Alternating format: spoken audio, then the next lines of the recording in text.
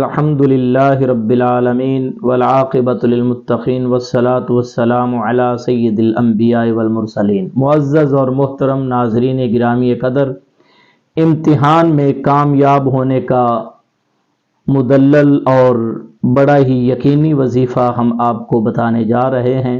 یہ وہ وظیفہ ہے جس کے کرنے سے انشاءاللہ العزیز آپ 100% نمبر بھی لیں گے اور آپ کو انشاءاللہ العزیز امتحانات میں کامیابی بھی حاصل ہوگی۔ یاد رکھیے، امتحان تو امتحان ہے، آپ نے صرف وظیفے پر ہی فوکس نہیں کرنا بلکہ آپ نے محنت بھی کرنی ہے، امتحان کی مکمل تیاری بھی کرنی ہے، کیونکہ رسول اللہ صلی اللہ علیہ وآلہ وسلم کی بارگاہ میں ایک صحابی نے عرض کی، یا رسول اللہ صلی اللہ علیہ وسلم، آقا میں اپنا اونٹ باندھ کر توکل کروں یا اونٹ کو چھوڑ دوں اور اس کو اللہ کے سپرد کر دوں؟ تو آقا علیہ الصلوۃ والسلام نے فرمایا، نہیں میرے پیارے صحابہ، پہلے اونٹ کو اچھی طرح باندھیں اور پھر اس کے بعد اس کو اللہ کے توکل پر آپ چھوڑ دیں انہیں۔ یعنی پہلے آپ نے تیاری کرنی ہے، محنت کرنی ہے اور اس کے ساتھ ساتھ آپ نے یہ وظیفہ کرنا ہے۔ انشاءاللہ العزیز اللہ رب العزت کے فضل و کرم سے آپ یقیناً امتحان میں پاس ہوں گے اور اچھے رزلٹ کے ساتھ انشاءاللہ آپ کو کامیابی نصیب ہوگی۔ تو آئیے آج کے اس وظیفے کی طرف بڑھتے ہیں، جو امتحانات میں کامیاب ہونے کے لیے وظیفہ میں آپ کو بتانے جا رہا ہوں۔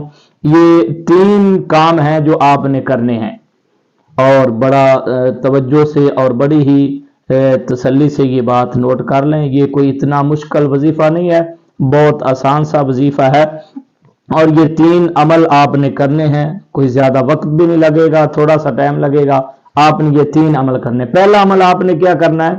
آپ نے یا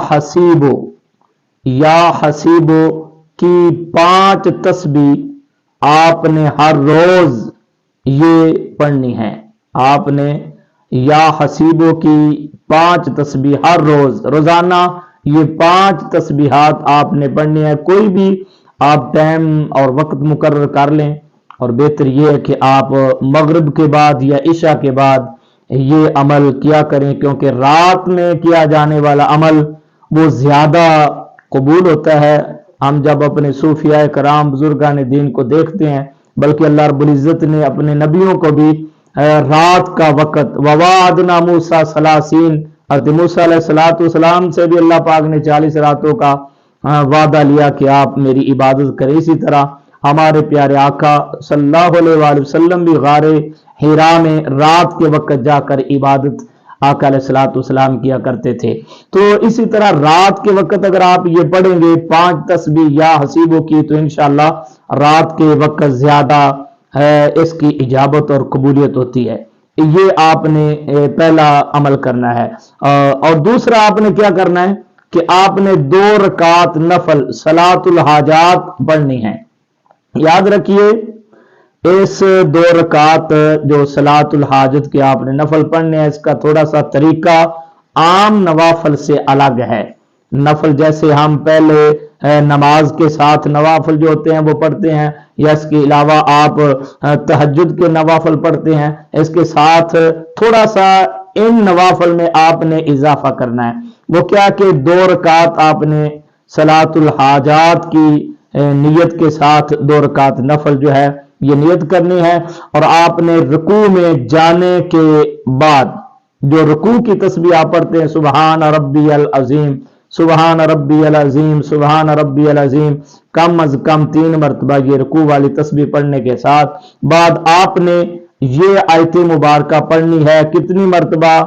10 مرتبہ یہ آیت مبارکہ پڑھنی، نصر من اللہ وفتح قریب۔ بس یہاں تک، نصر من اللہ وفتح قریب، یہ 10 مرتبہ رکوع میں، رکوع کی تسبیح کے بعد آپ نے یہ تسبیح یہ آیت پڑھنی ہے۔ پھر آپ نے جب سجدے میں جانا ہے تو سجدے کی تسبیح پڑھنے کے بعد، یعنی سبحان ربی الاعلی یہ کم از کم 3 مرتبہ پڑھنے کے بعد پھر آپ نے یہ 10 مرتبہ پڑھنی، نصر من اللہ و فتح قریب۔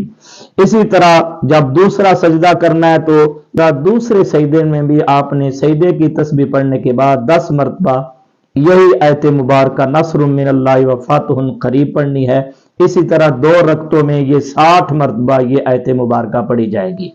اس کے بعد تیسرا عمل جو ہے وہ آپ نے یہ کرنا ہے کہ آپ نے فجر کی سنت اور فرض کے درمیان جو وقت ہوتا ہے، فجر کی نماز کی سنت اور فرض ادا کرنے کے درمیان وقت ہوتا ہے، اس درمیان والے وقت میں آپ نے 21 مرتبہ یہ تسبیح پڑھنی ہے، یہ عمل کرنا ہے۔ اول آخر آپ نے 11 مرتبہ درود پاک پڑھنا ہے، پھر آپ نے 21 مرتبہ یہ پڑھنا ہے یا اللہ یا فتاح بحق لا تدرک الابصار وهو يدرك الابصار وهو اللطیف الخبیر۔